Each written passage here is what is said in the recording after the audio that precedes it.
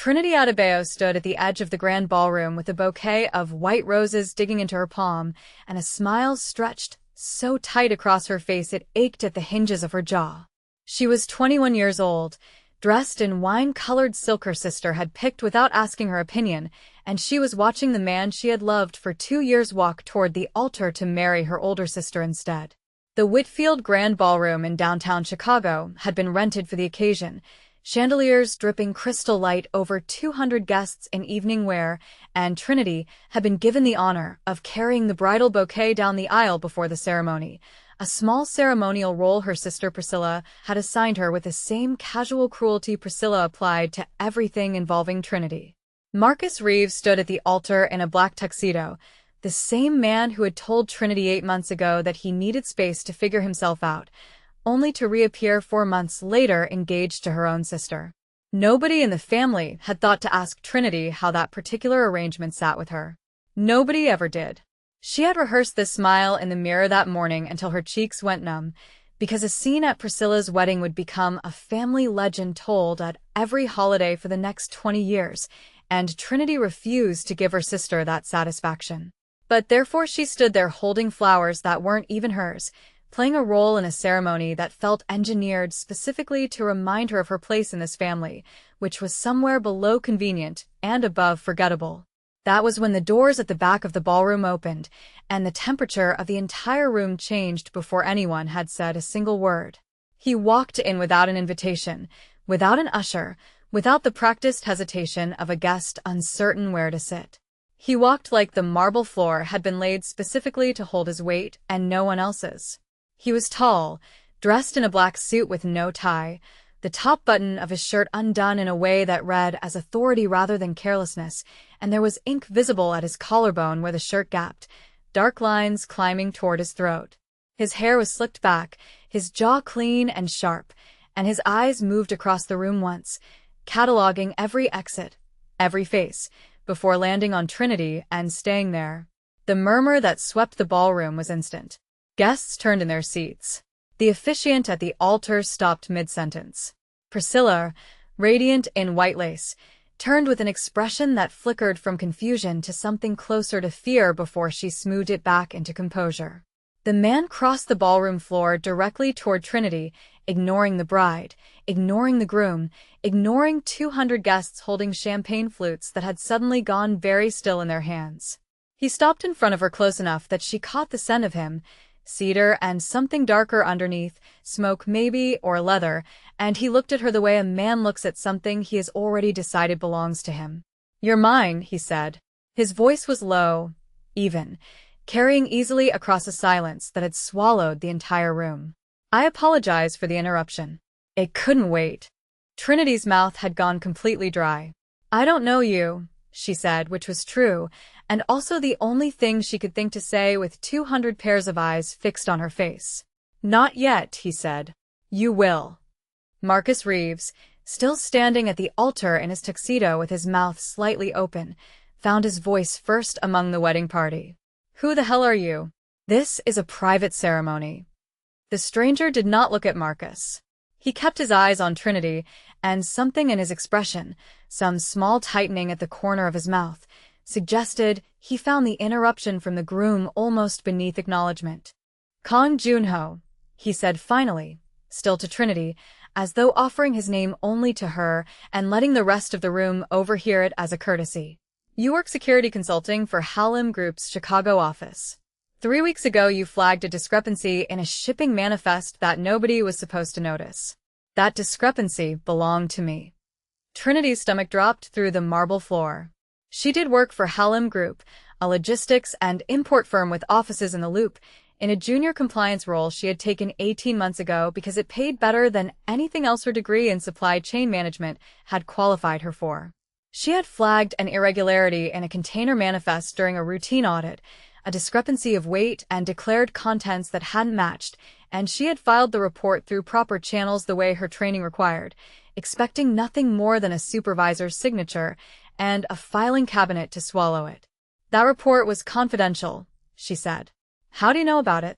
"Because I own the company that filed the customs paperwork on that container," Junho said.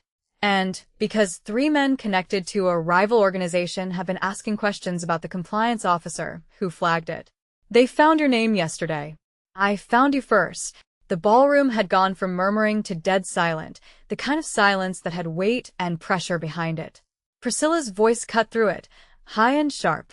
Trinity, what is he talking about? What have you gotten yourself into? But therefore Trinity did not answer her sister, because the man in front of her was already turning slightly, positioning his body between her and the ballroom entrance in a way that seemed almost reflexive, a habit built from a life where doorways meant danger rather than arrivals.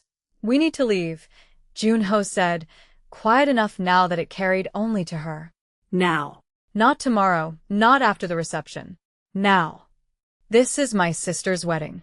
And in about 90 seconds, it's going to become a crime scene if the men currently parking outside get through your family's security, which consists of 2 rented ushers and a metal detector nobody is actually watching.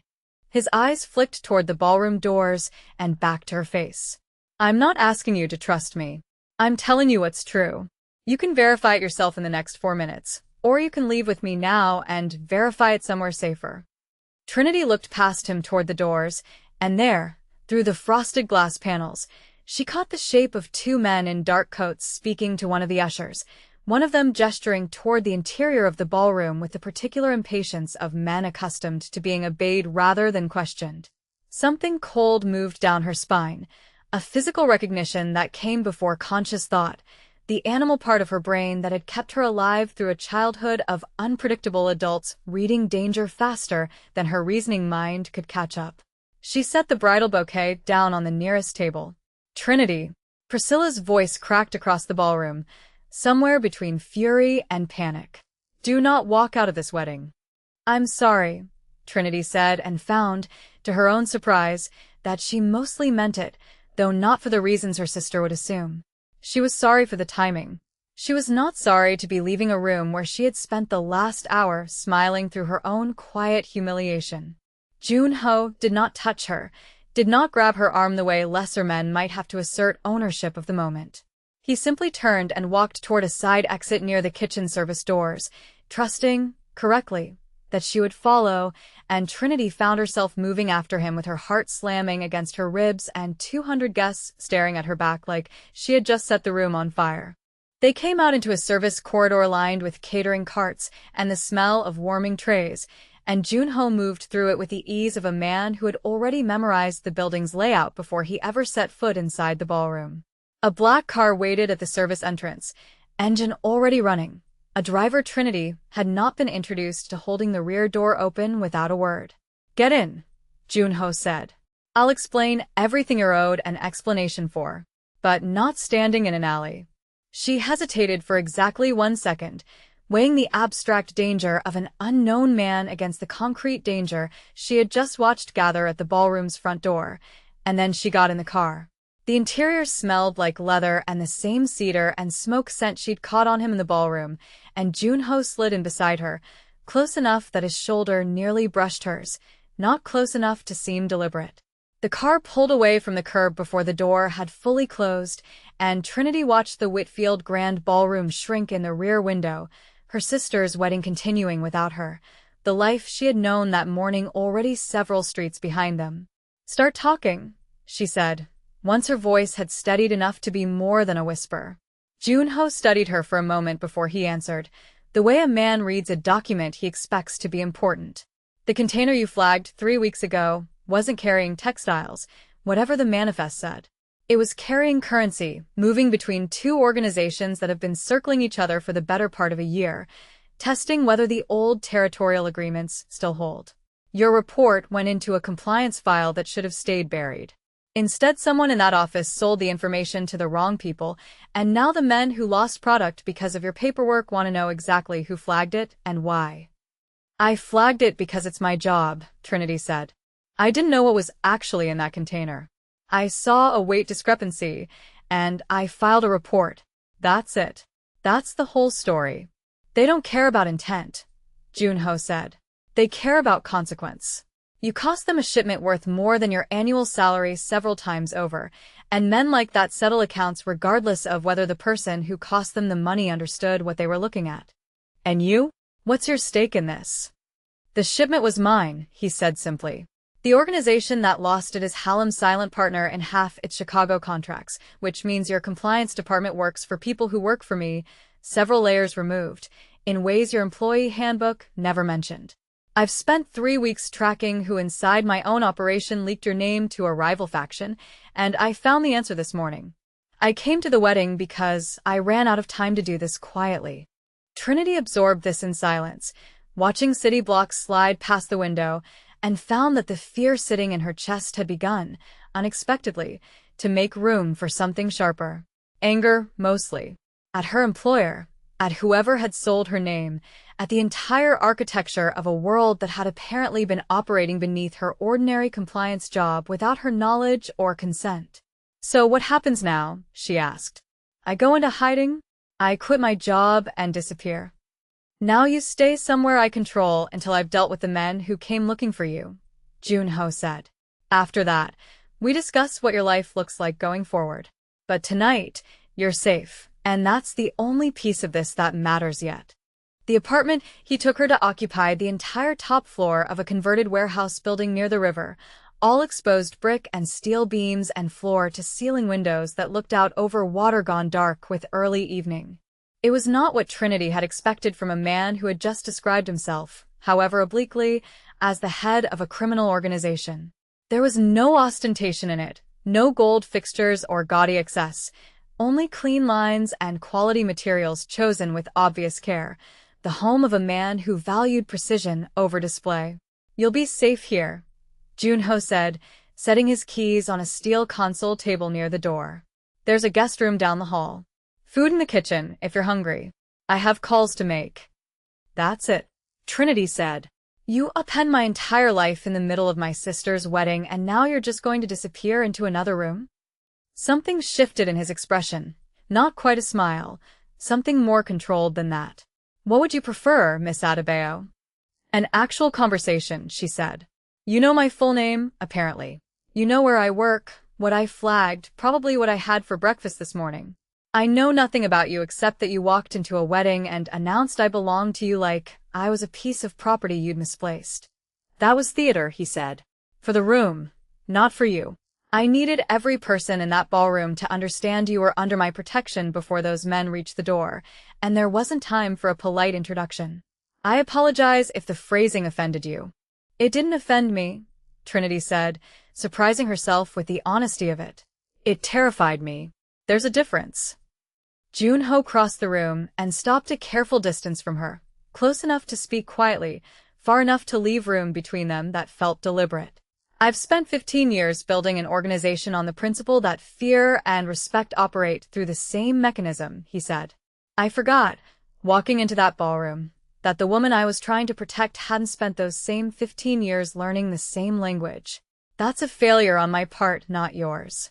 It was, Trinity thought, the strangest apology she had ever received, wrapped in the vocabulary of a man who clearly did not apologize often, and something about its careful construction told her more about him than a simpler sentence would have.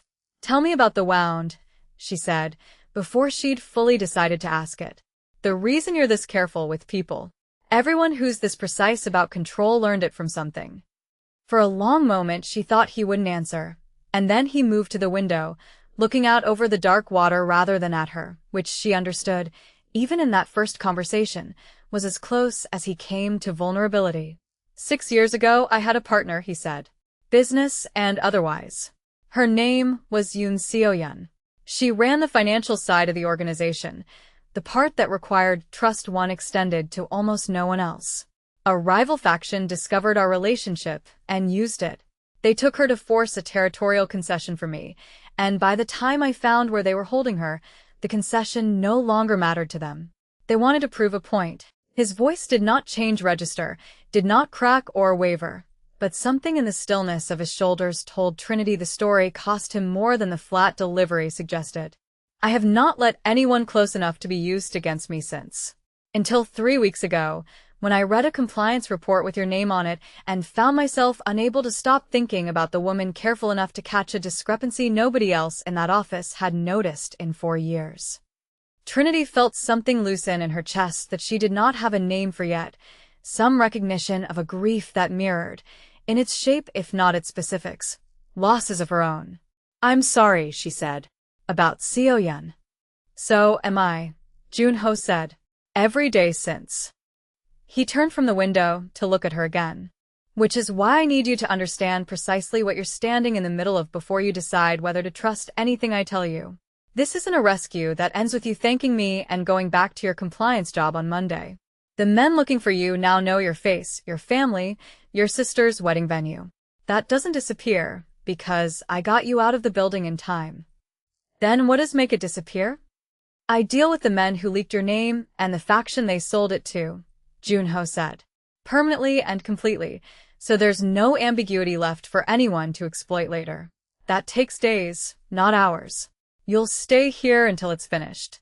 Trinity spent that first night in the guest room listening to the city outside the windows, unable to sleep, replaying the ballroom over and over, her sister's furious voice, Marcus standing frozen at the altar he'd chosen over her, and underneath all of it, the low, even sound of Jun-ho saying "you're mine" with a certainty that had nothing to do with romance and everything to do with a war she had accidentally wandered into with a compliance report and a red pen.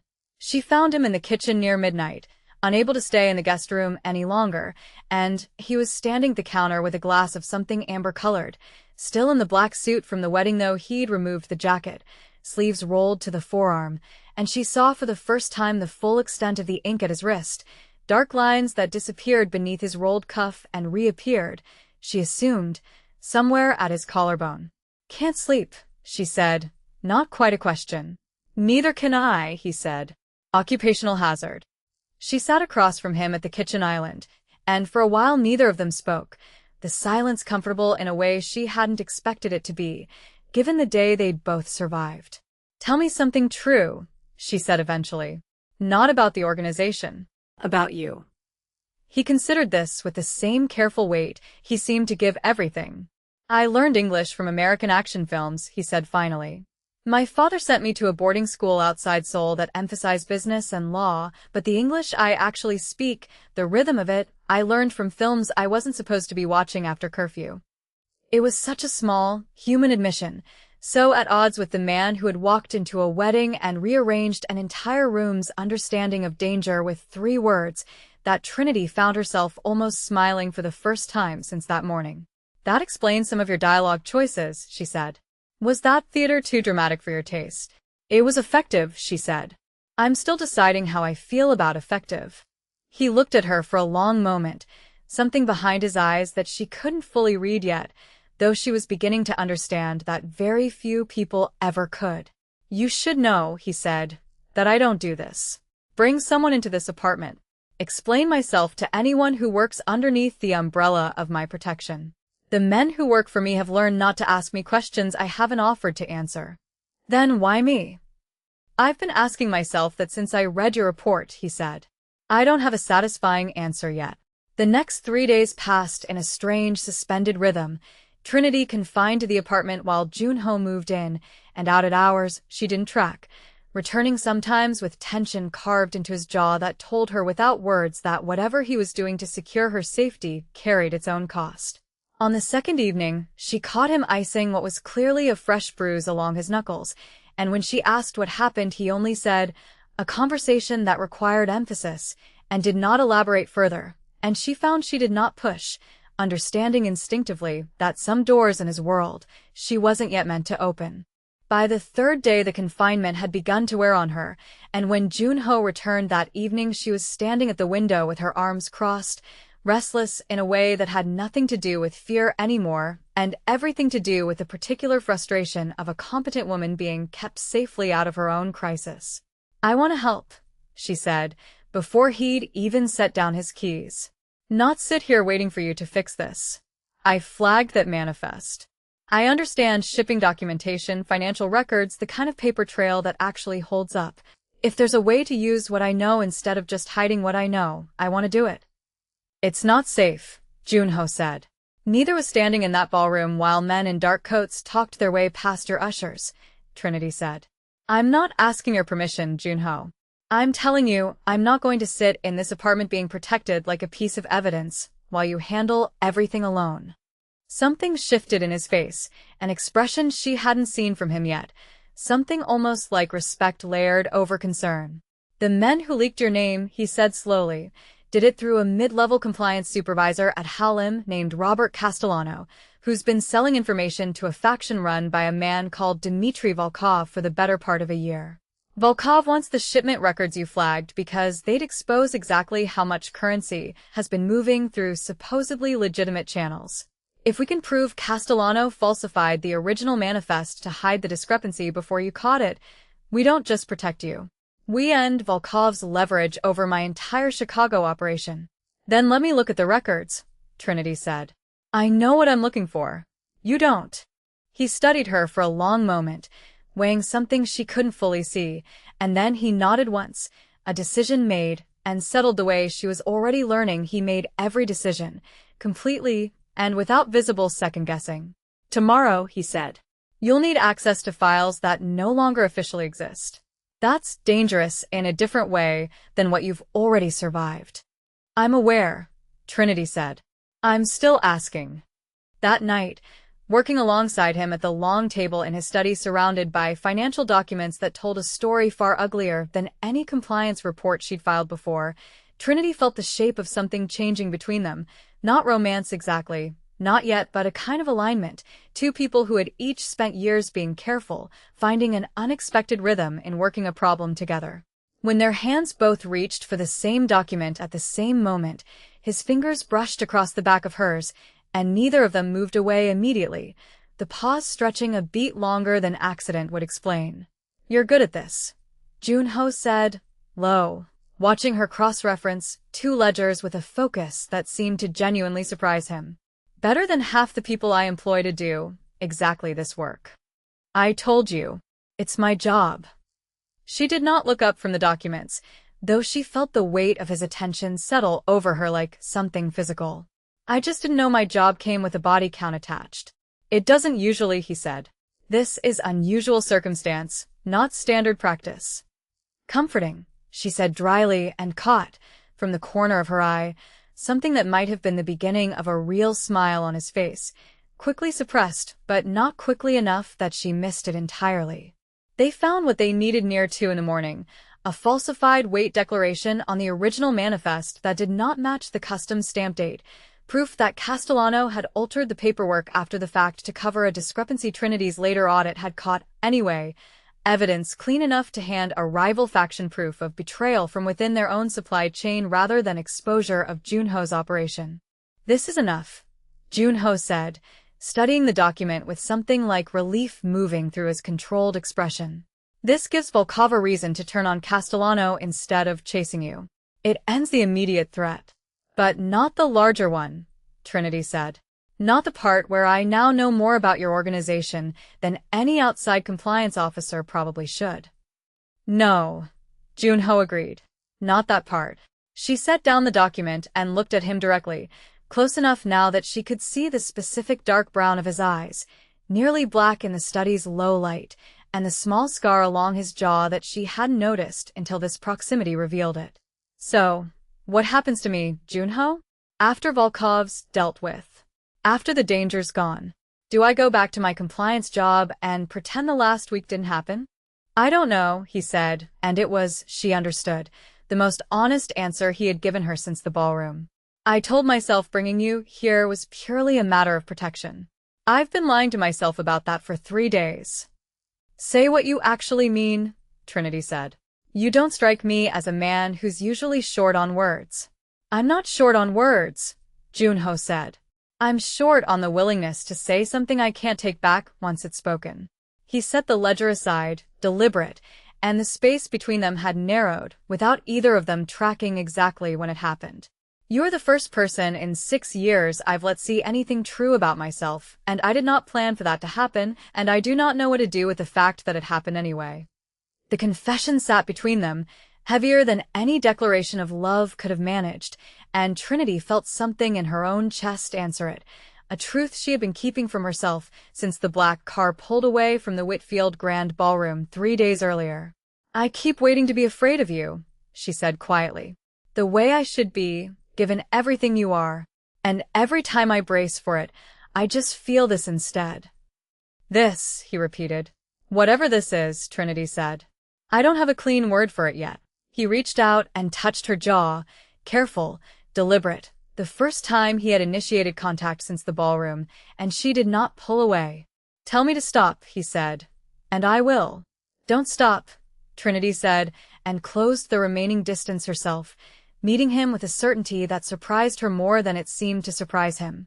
The moment held, charged and unhurried, until his phone shattered it, buzzing hard against the study table with the particular urgency of a call he could not ignore.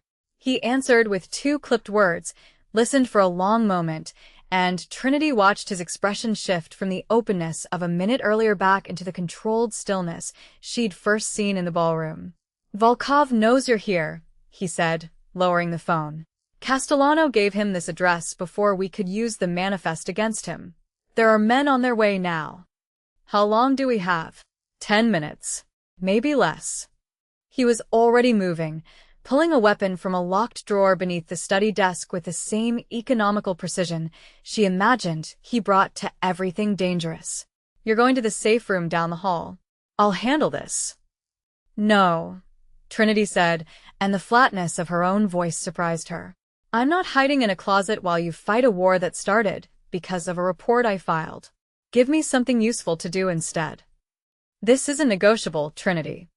"Neither is this," she said.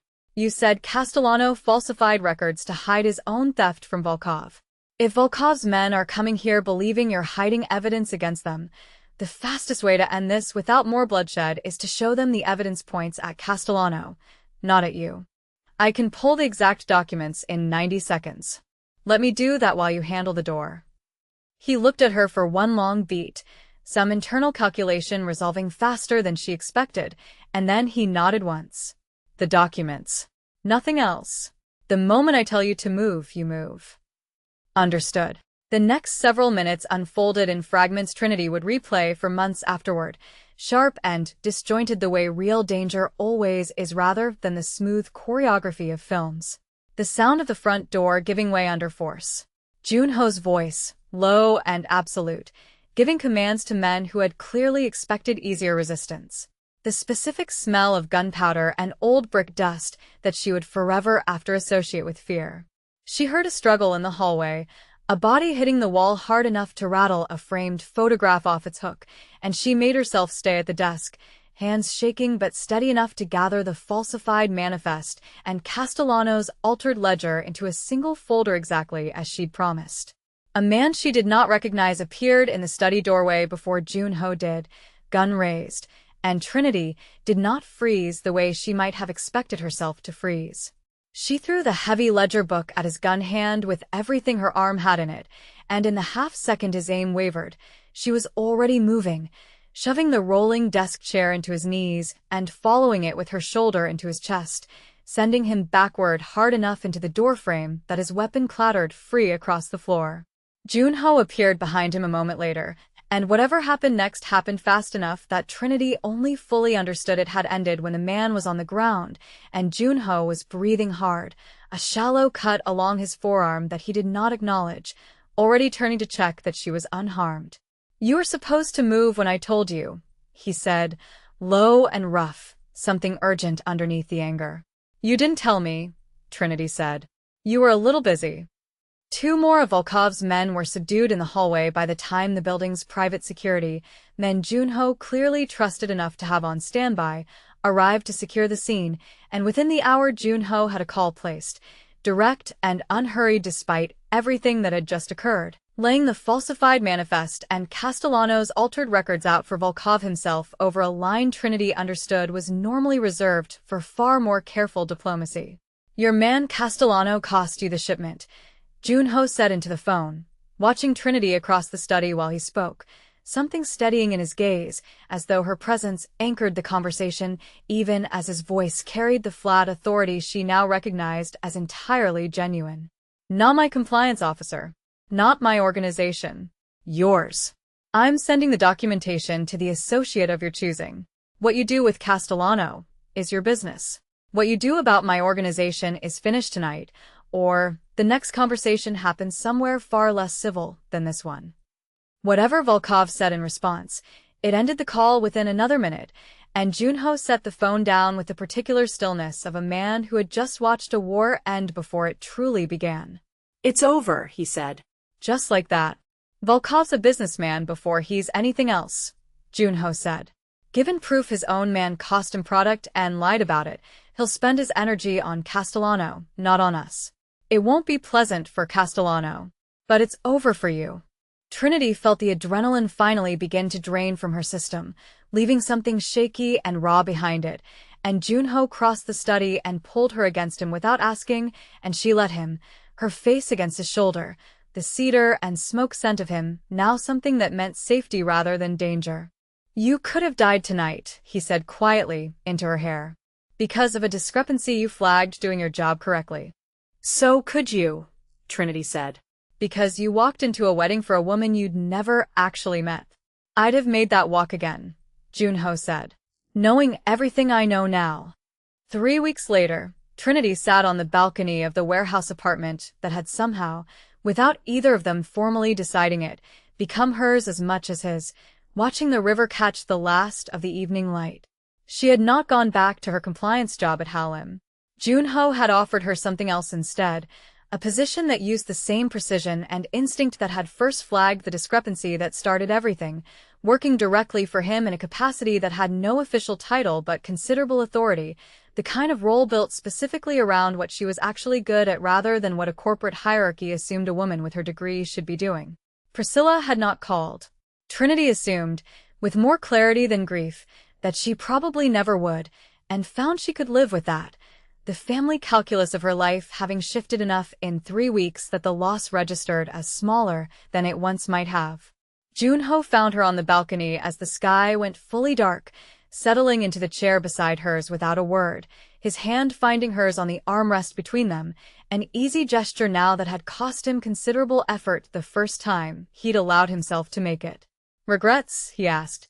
Trinity considered the question honestly, turning it over the way she turned over every decision worth making. None, she said.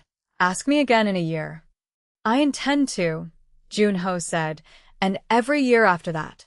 She looked at him in the dim light, this man who had walked into a wedding and rearranged the entire architecture of her life with 3 words, who had shown her a version of tenderness that came without softness, earned rather than given, and she found that the fear she had once braced herself to feel had settled instead into something steadier, chosen rather than accidental.